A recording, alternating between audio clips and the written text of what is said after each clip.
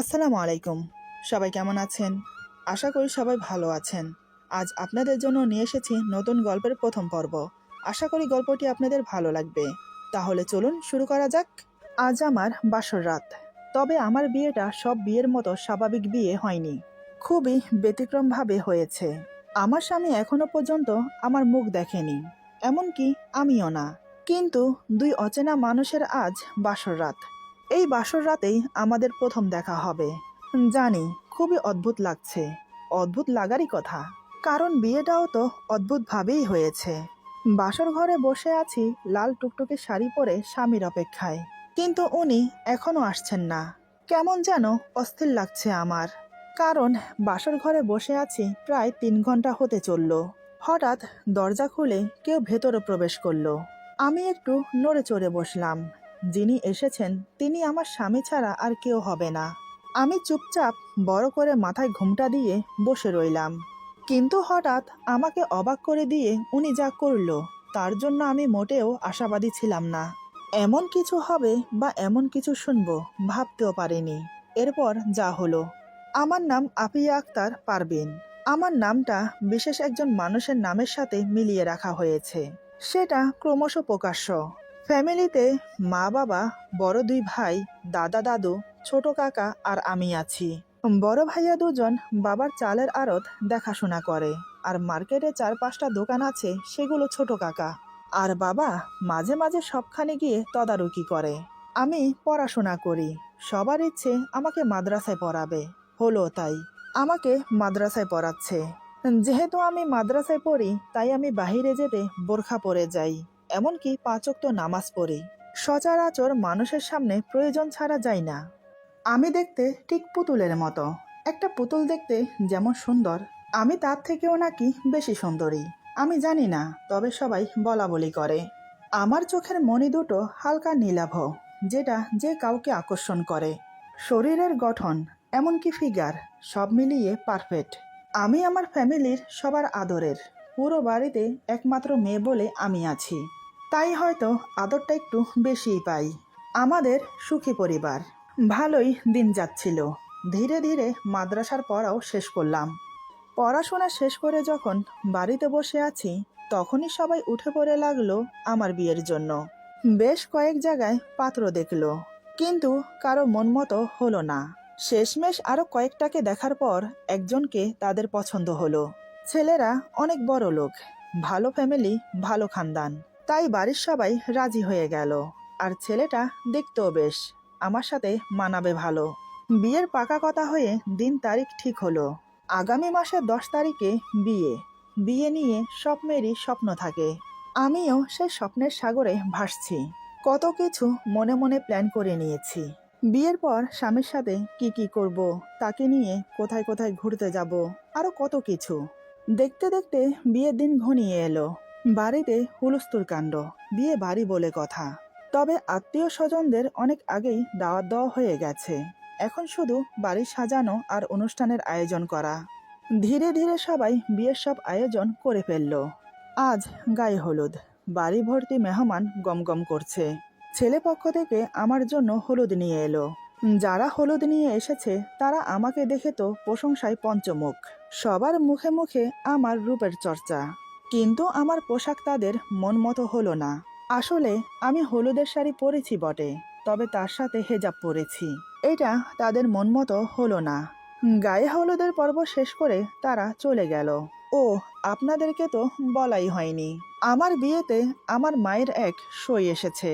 তাদের যুগে তারা একে অপরকে সই বলতো, তবে আমাদের যুগে আমরা বান্ধবী বা ফ্রেন্ড বলি। মা আর মার বান্ধবী, তারা একদম 2 বোনের মতো। বিয়ের আগে তারা গলায় গলায় থাকতো, কিন্তু বিয়ে হয়ে যাওয়ার পর তেমন একটা দেখা সাক্ষাৎ হয় না, কারণ দুজনের বিয়ে অনেক দূরে দূরে হয়েছে। তাই এত দূর থেকে যাতায়াত করা সম্ভব হলেও ওই যে কথাই আছে না, বিয়ের পর মানুষ সংসারিক হয়ে যায়। সংসার, তার সাথে সংসারের দায়িত্ব সব ঘিরে ধরে। তবে হ্যাঁ, মনের টান ঠিক আগের মতোই রয়ে গেছে। মাঝে মাঝে ওদের ফোনে কথা হয়। আজ আমার বিয়েতে মায়ের বান্ধবী আর তার ছেলে এসেছে। ওনার হাজব্যান্ড নাকি অনেক আগেই মারা গেছে হৃদরোগে। স্বামী মারা যাওয়ার পর স্বামীর বিজনেস নিজের হাতে উঠিয়ে নেয়, কারণ পরিবারে আর কেউ ছিল না। মায়ের বান্ধবীর নাম রানু বেগম, আমি তাকে রানু খালা বলে ডাকি। যাই হোক, গায়ে হলুদ যেখানে হচ্ছে সেখানে শুধু মেয়েদেরই আনাগোনা ছিল, ছেলেদের আসা বারণ ছিল। যা হচ্ছে সব আমার কথা মতোই হচ্ছে, আর আমার কথা তো কেউ ফেলতে পারবে না। গায়ে হলুদের পর্ব শেষ হওয়ার পর আমাকে গোসল করানো হলো। তারপর এক সময় আমি ঘুমোতে চলে গেলাম। সকাল সকাল আবার ঘুম থেকে উঠে পড়লাম। আজ আমার বিয়ে, আত্মীয় স্বজন বাড়ি ভর্তি, এদিক থেকে সেদিক, সেদিক থেকে এদিক মানুষ আনাগোনা করছে। তবে আমার রুমে মেয়েরা ছাড়া আর কেউ আসা নিষেধ, তাই এখনো পর্যন্ত বাড়ি ভর্তি এত মেহমানের ভেতর মেয়েরা ছাড়া আমাকে কোনো ছেলে এখনো পর্যন্ত দেখতে পায়নি। দুপুরের দিকে ছেলের বাড়ি থেকে আমার জন্য শপিং করা সব জিনিস পাঠানো হলো। তারা বলে পাঠিয়েছে মেয়েকে আগে থেকেই রেডি করে রাখুন, আমরা আসার সাথে সাথে যেন বিয়েটা হয়ে যায়, তাতে করে বেশি দেরি হবে না। দুপুর 2:30টার দিকে আমাকে সাজানো হলো। সবাই আমার দিকে হতবাক হয়ে তাকিয়ে আছে, কারোর যেন চোখের পলকই পড়ছে না। সবাই শুধু বিড়বিড় করে বলছে, এ কি মানুষ, নাকি কোনো পরী, নাকি স্বর্গের হুর, কোনটা? আরও নানান কথা বলতে লাগলো। এদিকে দেখতে দেখতে দুপুর পেরিয়ে বিকেল হলো, কিন্তু এখনো বরযাত্রী এলো না। এবার সবাই টেনশনে পড়ে গেল। ব্যাপারটা কি হলো কেউ বুঝতে পারছে না। আমার বাবা তো টেনশনে পুরো বাড়িতে শুধু পাইচারি করছে। ছেলের বাড়িতে ফোন দেওয়া হলো, কিন্তু কেউ ফোন উঠাচ্ছে না। দেখতে দেখতে সন্ধ্যা হয়ে গেল। এবার যেন পাহাড় সমান টেনশন সবার মাথায় ভর করলো। এবার বাবা আবার ফোন করলো। প্রায় কয়েকবার রিং হওয়ার পর ফোন রিসিভ হলো।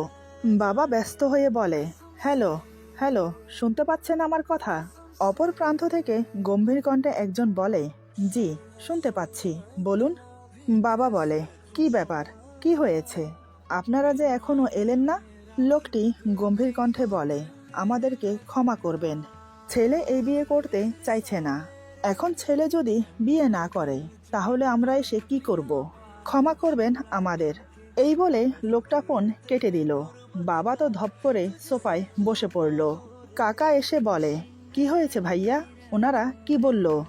বাবার চোখে পানি, তার একমাত্র কলিজার টুকরার কপালে এই ছিল। কাকা বলে, আরে ভাইয়া কি হয়েছে, তুমি কান্না করছো কেন, বলো আমাকে।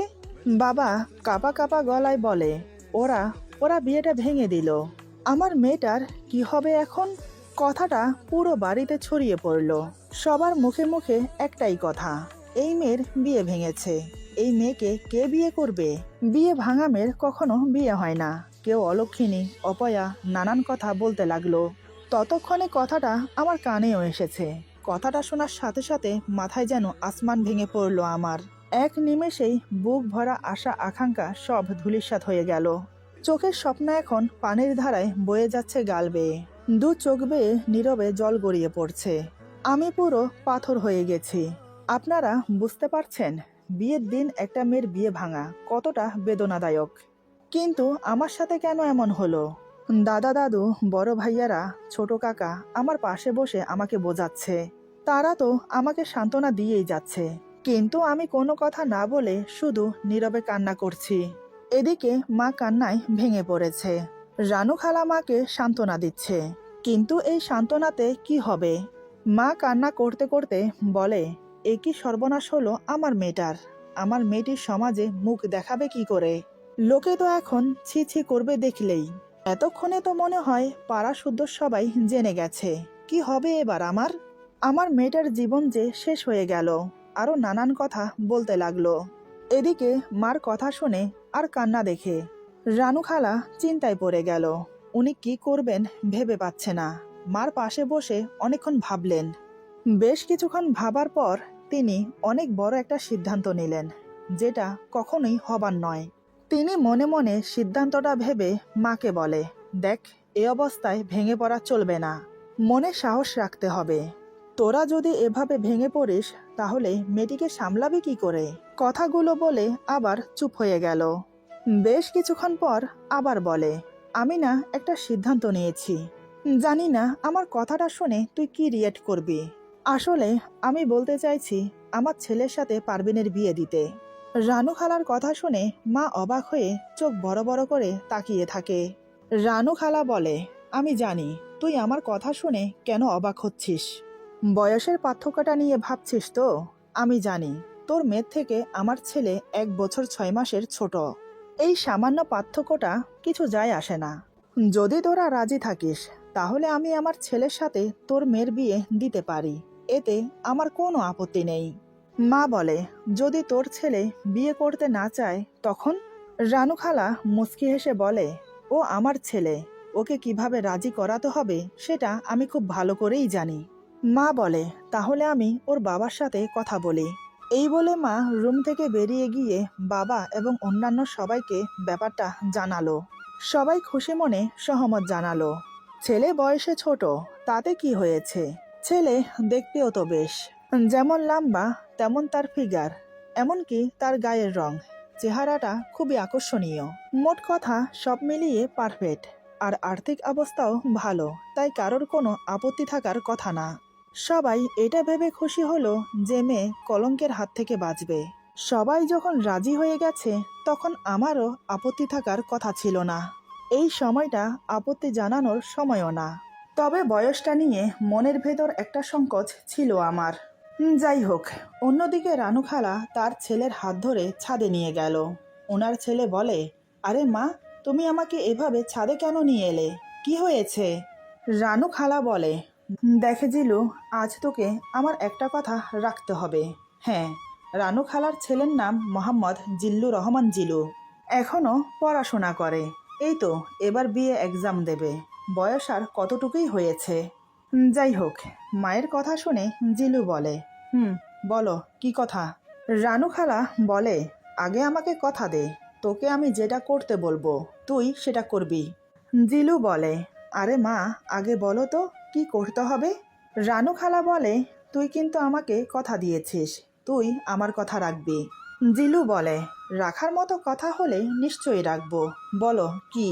রানু খালা জিলুর হাত শক্ত করে ধরে বলে, বাবা, তুই পারবিনকে বিয়ে কর। মায়ের কথা শুনে জিলুর মুখ হাঁ হয়ে গেল। বিনা মেঘেই যেন ওর মাথায় বজ্রপাত হলো। কয়েক মিনিটের জন্য সাইলেন্ট হয়ে গেল সে। মার দিকে একদৃষ্টে তাকিয়ে থাকে। জিলু বিশ্বাসই করতে পারছে না যে ওর মা ওকে এই কথা বলছে। রানু খালা বলে, কিরে বাবা, তুই মায়ের কথা রাখবি? দেখ বাবা, আমি ওদেরকে কথা দিয়ে ফেলেছি। তুই একটা কথা ভেবে দেখ, তুই যদি মেয়েটিকে বিয়ে করিস তাহলে মেয়েটি কলঙ্কের হাত থেকে বেঁচে যাবে। ওর পরিবারের সম্মানহানি হবে না।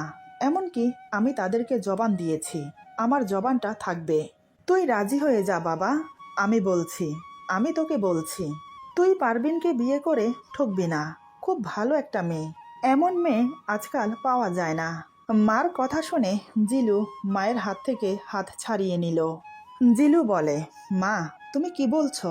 তুমি জানো তুমি যা বলছো সেটা কোনোদিনও সম্ভব না। কিভাবে কি বলছো তুমি? আমি জাস্ট ভাবতে পারছি না।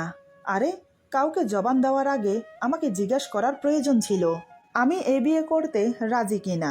সরি মা, আমি এই বিয়ে কোনোদিনও করতে পারবো না। মেয়েটিকে এখনো পর্যন্ত আমি দেখলামও না, দেখতে কেমন তাও জানি না। তবে তুমি তো জানো মেয়েটি আমার থেকে বয়সে বড়, তাহলে কিভাবে কি হয়? নিজের বয়সের থেকে বড় একটা মেয়েকে বিয়ে করব আমি? তুমি এটা ভাবলে কি করে? না মা, আমি এ বিয়ে করতে পারবো না, আমাকে ক্ষমা করো। রানু খালা অনেকক্ষণ বোঝালো ছেলেকে, কিন্তু না, জিলুর একটাই কথা, সে এ বিয়ে করবে না, মরে গেলেও না। অনেক বোঝানোর পরেও যখন জিলু রাজি হচ্ছে না, তখন রানু খালা এমন একটা কথা বলল যেটা শুনে জিলু বাধ্য হলো বিয়েটা করতে। হঠাৎ রানু খালা বলে, তুই যদি এই বিয়ে না করিস তাহলে তুই আমার মরা মুখ দেখবি। এই ছাদ থেকে লাফিয়ে নিজের জীবন দিয়ে দেব আমি। মার মুখে একথা শুনে জিলু পাথরের মূর্তির মতো মায়ের মুখের দিকে তাকিয়ে রইল। নিজের মাকে যেন চিনতে পারছে না আজ। জিলু নিচের দিকে তাকিয়ে জোরে একটা নিঃশ্বাস নিয়ে বলে, ঠিক আছে, আমি এই বিয়ে করব, কিন্তু মা, আমি তোমাকে হারাতে পারবো না। ছেলের কথা শুনে রানু খালার মুখে হাসি ফুটে উঠল। তিনি এবার ছেলেকে বুকে জড়িয়ে নিলেন। ছেলের কপালে একটা চুমু খেয়ে বলে, আমি জানতাম তুই আমার কথা রাখবি। তুই যে আমার ছেলে, চল বাবা, সবাই অপেক্ষা করছে আমাদের জন্য। তারপর আর কি, জিলুর সাথে আমার বিয়ে হলো। বিয়ের পর রানু খালা বলে, বিয়ে যখন হয়ে গেছে তাহলে এবার আমরা বাড়ি ফিরে যেতে চাই। ও, এখন তো উনি আমার খালা নেই, শাশুড়ি মা হয়ে গেছে। শাশুড়ি মার কথা শুনে কেউ আর আপত্তি করলো না। সবার থেকে বিদায় নিয়ে গাড়িতে গিয়ে বসলাম। যেহেতু আমি মাথার ঘুমটা বড় করে রেখেছি, তার উপর ওড়নাটি একটু মোটা কাপড়ের, তাই আমার মুখ দেখা যাচ্ছে না। মা বাবা নিজের ফ্যামিলিকে ছেড়ে যাচ্ছি, চোখের জল আর বাদ মানছে না। নীরবে শুধু চোখের পানি ফেলে যাচ্ছি। এদিকে আমার পাশে আমার শাশুড়ি মা বসে আছে, কারণ জিলু গাড়ি চালাবে, এটা তাদের নিজস্ব গাড়ি। জিলু গাড়িতে বসে খুব জোরে গাড়ির দরজা লাগালো। মোট কথা পুরো গাড়ি কেঁপে উঠেছে। শাশুড়ি মা বলে, বাবা একটু আস্তে। আমি তো চুপচাপ বসে আছি। গাড়ি চলতে শুরু করলো। প্রায় 1.5 ঘন্টা গাড়ি চড়ার পর শ্বশুর বাড়িতে এসে পৌঁছেছি। এদিকে গাড়ি বাড়ির ভেতরে প্রবেশ করার পর জিলু গাড়ি থেকে নেমে সোজা বাড়ির ভেতরে ঢুকে গেল। আমার শাশুড়ি মা আমাকে নিয়ে গাড়ি থেকে নেমে এলো। আমাকে নিয়ে বাড়ির ভেতরে প্রবেশ করে দোতলার একটা রুমে আমাকে নিয়ে গিয়ে বলে, এটা হচ্ছে তোদের রুম। শোন মা, বিয়েটা যখন আচমকা হয়ে গেছে, তাই সবকিছু মানিয়ে নেওয়ার চেষ্টা করবি, বুঝতেই তো পারছিস। এরপর শাশুড়ি মা আমাকে আরো অনেক কিছু বুঝিয়ে চলে গেল। আমি খাটের উপর বসে আছি। আজ আমার বাসর রাত। এদিকে আমি অপেক্ষমান স্বামীর জন্য। অন্যদিকে জিলু ছাদে গিয়ে খোলা আকাশের নিচে দাঁড়িয়ে আকাশের পানে চেয়ে ভাবতে লাগলো নানান কথা। কি থেকে যে কি হয়ে গেল কিছুই বোধগম্য হচ্ছে না ওর। এদিকে আমি অপেক্ষা করতে করতে ঝিমোচ্ছি। রাত এখন কয়টা বাজে তাও জানি না। ঘুমটা উঠিয়ে ঘরের চারিদিকে দেখতেই দেয়ালে টাঙানো ঘড়ির দিকে চোখ পড়ল। রাত এখন 1টা বাজে।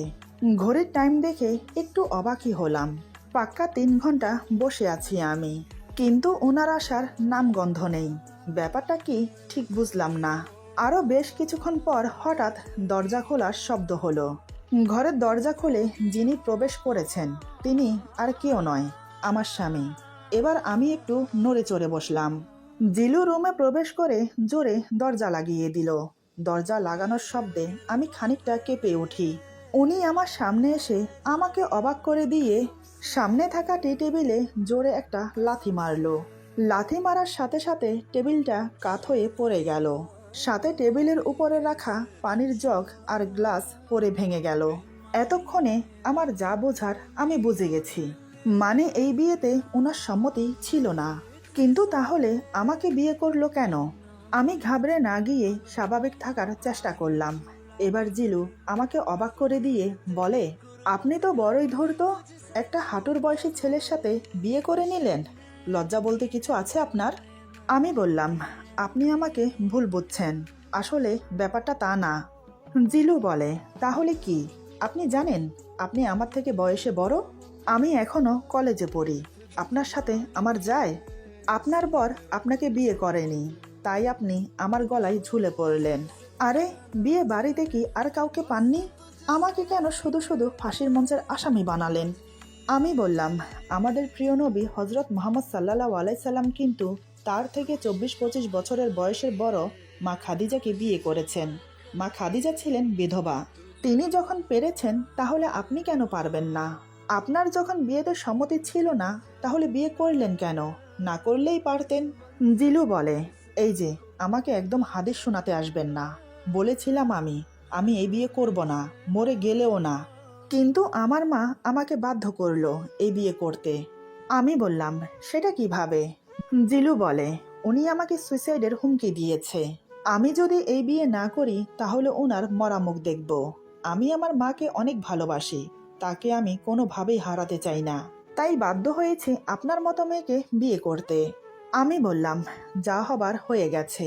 আপনি একবার আমার ঘুমটা উঠিয়ে আমাকে দেখুন, যদি আপনার রাগ কমে যায়। জিলু বলে, আপনাকে দেখার কোনো ইচ্ছেই আমার নেই। আমি তো এটা ভেবে পাচ্ছি না, বয়সে বড় হয়েও আপনি আমার মতো একটা ছোট ছেলেকে কেন বিয়ে করলেন? আরে, আপনি তো অন্তত না করতে পারতেন। আমি বললাম, দেখুন, আমাকে নিয়ে বিবেচনা করার আগে আপনি আমাকে একবার দেখুন। জিলু বলে, আবার সেই কথা? আরে আপনাকে দেখার কোনো ইচ্ছেই আমার নেই, বুঝতে পারছেন না সেটা? আচ্ছা, আপনার বিয়ে ভাঙলো কেন? আমি বললাম, জানি না আমি। জিলু বলে, কোনো আপনার জন্য নয় তো? মানে এমনও তো হতে পারে আপনার চরিত্র ভালো না। নিশ্চয়ই কোনো ছেলের সাথে কিছু করতে গিয়ে ধরা খেয়েছেন। আমি বললাম, আপনি কিন্তু আমার ব্যাপারে না জেনে এমন মন্তব্য করতে পারেন না। আপনি আগে আমাকে দেখুন। জিলু বলে, আবার সেই কথা? দেখুন, আমি মন্তব্য করছি না, আমি শিওর এমনই কিছু হবে, নয়তো বিয়েটা ভেঙে যেত না। আপনার নামে এমন কোনো বাজে খবর তারা পেয়েছে যার জন্য বিয়েটা ভেঙে দিতে বাধ্য হয়েছে। আজকাল কোনো মেয়েই তো সাধু না। হায় ভাগ্য, শেষমেশ চরিত্রহীন একটা মেয়ে আমার ভাগ্যে জুটলো। আচ্ছা, আপনি যার সাথে মুখ পুড়িয়েছেন তাকে বিয়ে করে নিলেই তো পারতেন। শুধু শুধু আমার মতো সরল সোজা একটা ছেলেকে কেন ফাঁসালেন? আমি আপনাকে বলে রাখছি, আমি আপনাকে স্ত্রী হিসেবে মানিও না, আর কখনো মানবও না। কোনো রকম 6 মাস পার হতে দিন, আমি আপনাকে ডিভোর্স দিয়ে দেব। আমার কি মনে হয় জানেন? আপনার ফ্যামিলির সবাই ধূর্ত, চালবাজ, জালিয়াত, ভণ্ড। আচ্ছা, ফ্যামিলির সবার ক্যারেক্টার ভালো তো, নাকি সবাই আপনার মতো চরিত্রহীন? এদিকে ওনার এত অপমান আমি সহ করতে পারছি না আর। আমি কান্না করতে লাগলাম নীরবে। এই কথাগুলো কি শোনার বাকি ছিল আমার? হায় আল্লাহ, আপনি আমার কোন পরীক্ষা নিচ্ছেন? আমার জানা মতে আমি তো কখনো কোনো অন্যায় করিনি। তাহলে আপনি আমাকে কোন পাপের শাস্তি দিচ্ছেন? এত এত অপমান সহ করার ক্ষমতা আমি হারিয়ে ফেলছি। আমাকে এতক্ষণ ধরে যা বলছিল তাও ঠিক ছিল, আমি সহ করে নিলাম। কিন্তু উনি তো আমার সাথে সাথে আমার ফ্যামিলিকে পর্যন্ত ছাড়ছেন না। আর পারলাম না চুপ করে থাকতে। অন্যদিকে জিলু আবার বলে, আপনার লজ্জা বলতে কি কি কিছু। ব্যাস, এটুকু বলেই আটকে গেল। সে এবার বিস্ফারিত চোখে আমার দিকে তাকিয়ে আছে। চোখগুলোকে এত বড় বড় করে রেখেছে যে এখনই বেরিয়ে আসবে। আসলে আমি আর অপমান সহ করতে না পেরে নিজেই মাথার ঘোমটা খুলে ওনার দিকে তাকিয়ে আছি। আমার মুখ দেখেই ওনার মুখের কথা মুখেই রয়ে গেল। আমার চোখে জল। সেই সন্ধ্যা 6টা থেকে কান্না শুরু করেছি, এখন রাত 1:30 বাজে। চোখ দুটো লাল টুকটুকে হয়ে গেছে কান্না করতে করতে।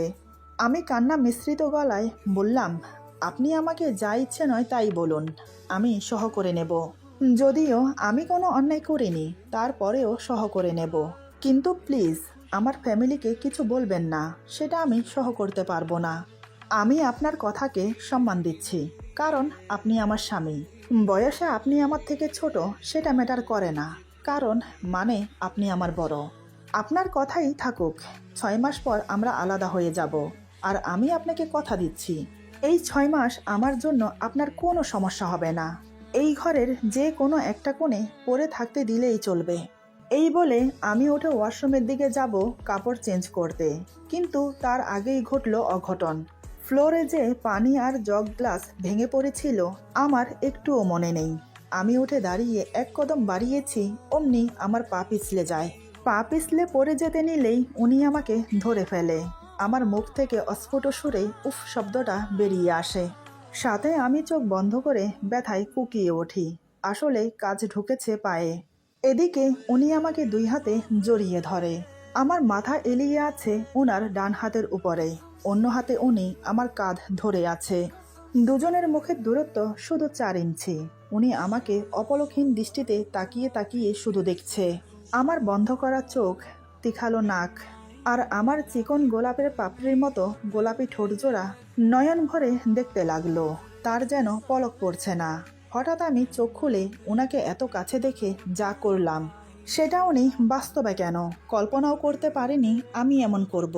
কারো কথা কারো ইগোতে লাগলে বোঝা যায় সে কেমন হয়ে ওঠে।